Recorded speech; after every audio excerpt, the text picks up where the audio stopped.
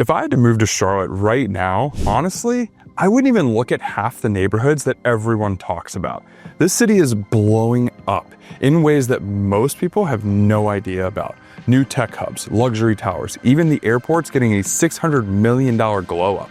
There are places I would run toward and places I would stay the hell away from. This city's changing fast, like blink and it's a different neighborhood kind of fast. And while everyone's out here playing relocation roulette, I'm gonna show you exactly where I would land today. I live here, I know this market inside and out, but if I had to start completely fresh with everything that I know now, there are spots that I would actually consider. And one or two of them, they might surprise you. So here's how I thought this through, because this isn't just some random top 5 neighborhoods list recycled from Google. If I were starting fresh in Charlotte right now, I'd break this down like I do for every client I work with. What's your lifestyle? What do your weekdays actually look like? And most importantly, what version of Charlotte are you stepping into in the next 1 to 3 years? Because it's not just about where the nicest homes are or where you've heard the schools are good. It's about what's coming, what's evolving, and what fits your version of life. Are you the rooftop cocktail and walk to your Pilates class type? Or are you all about quiet, space, no HOA, no drama? So to make this easy, I've sorted this breakdown by vibe, not by zip code. From investment plays and skyline junkies to families looking to put down roots or anyone chasing that lake life dream, this is exactly where I would go if I had to start over.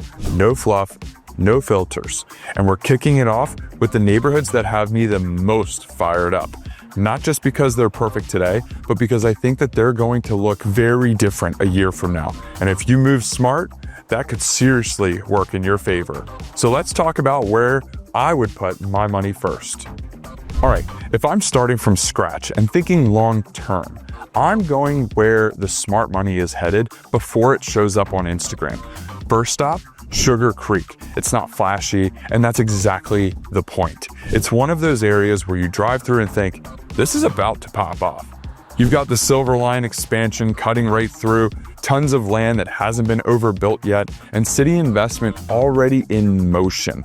I've watched properties here double in value over the last few years, and there's still room to move. Same goes for Eastway. It's gritty, it's transitional, but it's got good bones. And it's starting to feel like the next chapter of NODA before NODA turned into a $700,000 townhouse parade.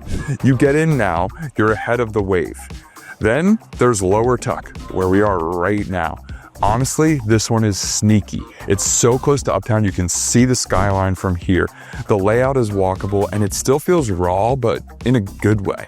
Like, you can feel the energy shifting every time something new opens up. I've had clients score homes that felt a little meh at first glance, and now they're thanking me because the values have climbed like crazy and the vibe matured really fast.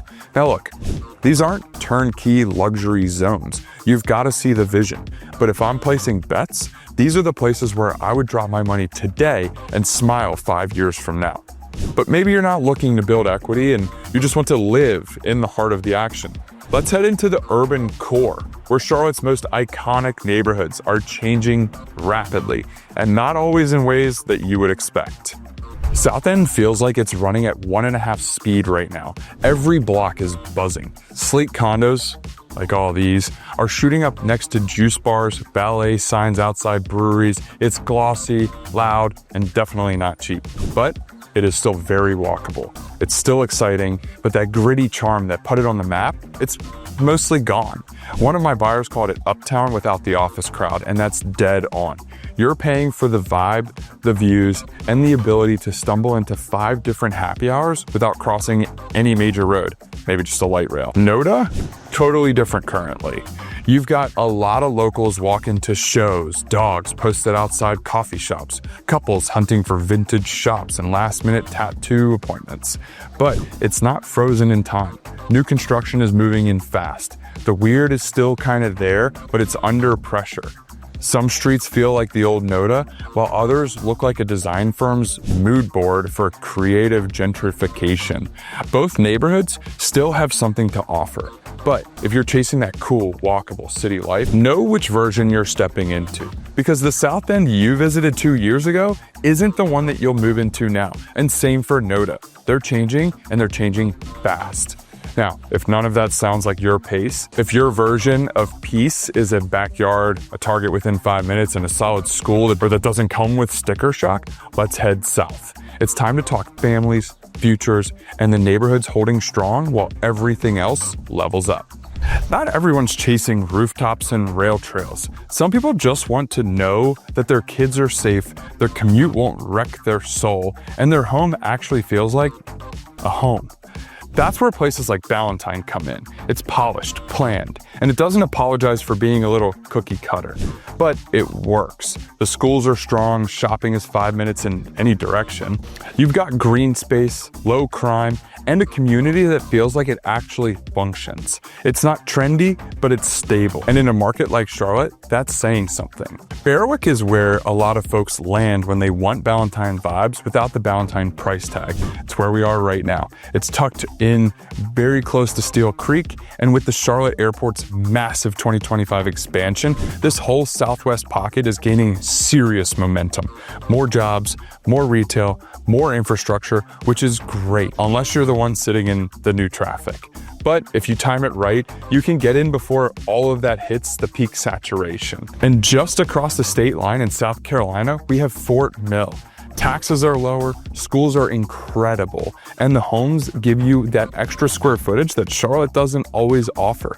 It's insanely popular with families relocating from bigger metros, New York, DC, even California, because it checks every box and it still feels like a proper suburb. The only catch? Everyone's catching on to this.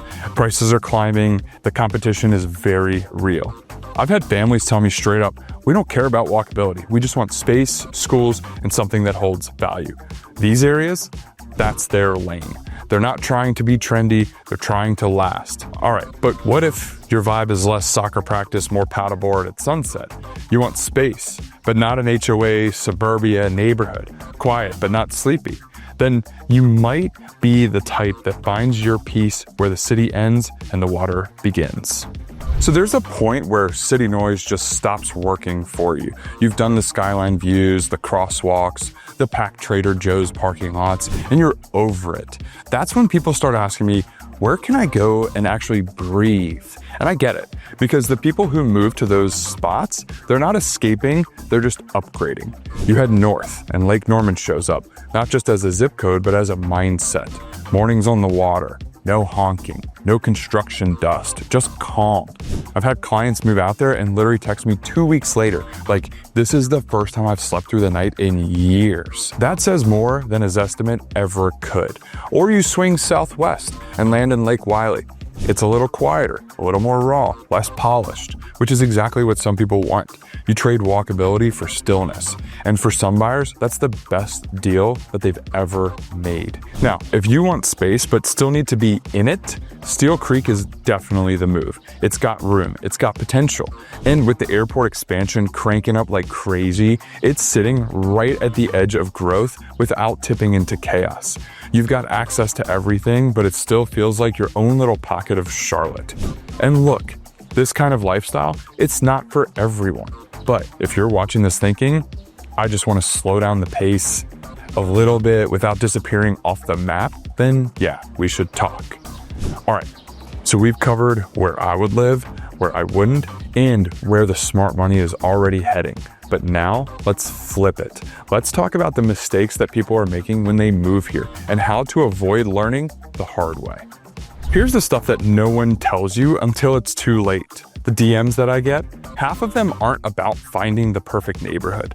They're from people already here, already moved in, wondering if they just picked the wrong place. They watched a few videos, they saw some drone footage, fell for the look of a place, and missed what it actually feels like to live there. Like the couple who moved to South End for the energy, then realized energy also means nonstop noise, zero parking, and a brewery crowd outside their window 5 nights a week. They weren't wrong. They were just a little off. And that's way more common than you would think. Or the families who pick based on schools, but don't realize how far they're driving for literally everything else. Grocery runs, sports practices, commutes, it all adds up. One client straight up told me, "We love the house, but our life now feels like a carpool hostage situation." And then there's the folks who buy based on what a neighborhood looks like right now, totally ignoring the fact that Charlotte doesn't stay still. New projects drop, transit expands, local businesses bounce all over the place, and suddenly the street that you moved to for peace and quiet is being rezoned for high-density development. Surprise, your backyard now faces a 6-story apartment building. The city's not just growing, it is transforming. And if you're not planning for that version of Charlotte, the one that's already on its way in 2025, you're setting yourself up for a redo. That's why I tell clients all the time, it's not about finding the perfect area, it's about figuring out what fits your life before the next wave of change hits. And if you don't know how to do that, that's literally why we're here.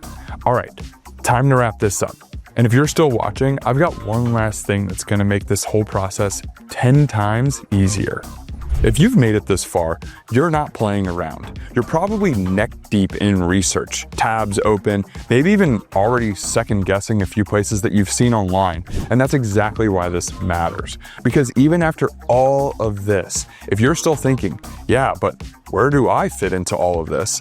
That's where my team steps in. We do this every day, not just helping people buy homes, but helping them figure out what version of Charlotte actually works for their lifestyle. So reach out, shoot me a text, hit the email, whatever is easiest. No pressure, just real talk. And if you're still in research mode, cool. That playlist right there is loaded with deep dives, neighborhood vibes, and all the stuff that no one else tells you until after you move. So hit play and I'll meet you in the next one.